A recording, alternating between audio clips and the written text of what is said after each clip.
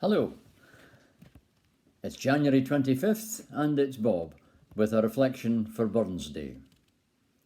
I've had an interest in Rabbie Burns, our national poet, since about primary 6 back in the 1950s, when my island headmaster would spend this week in the year turning the whole curriculum around for our P4 to 7 classroom over to work on the poet.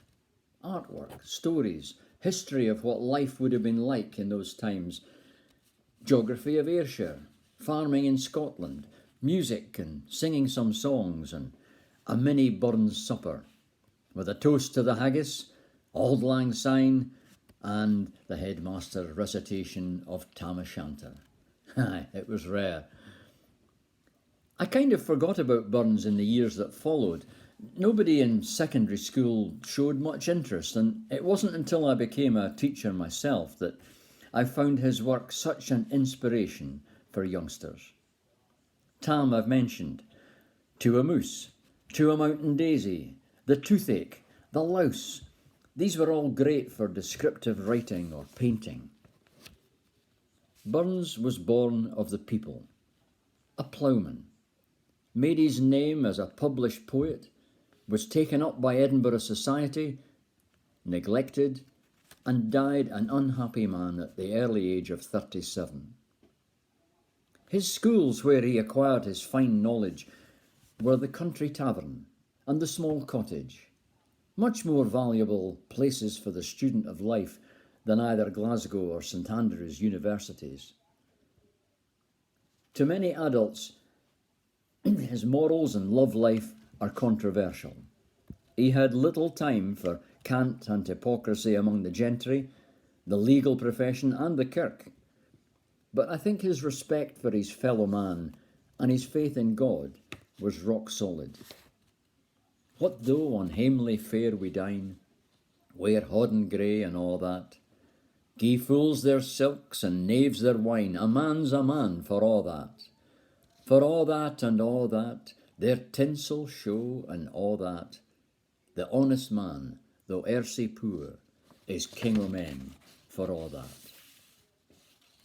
I think it is as a poet of love, care and humanity that Burns has no equal. In the latter years of his life, he was a regular churchgoer at St Michael's in Dumfries, had his family pew there. He wrote prayers, eulogies and epitaphs for family, friends and colleagues, and he rewrote some of the Bible Psalms in verse. He knew he was very ill when he wrote this prayer of confession in the 1790s.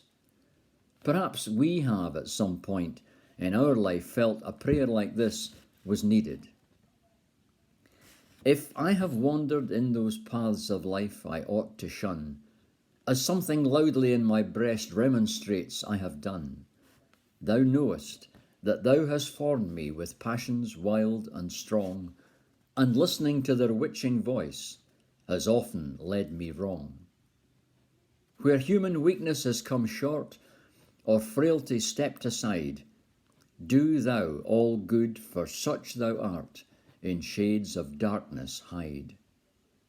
Where with intention I have erred, no other plea I have, but thou art good, and goodness still delighteth to forgive. Amen. Blessings for this week, and if you're going to a Burns supper, a Scots night, or just enjoying some haggis, neeps and tatties at hame, then a toast to Rabbie, and I wish you all the best for 2023.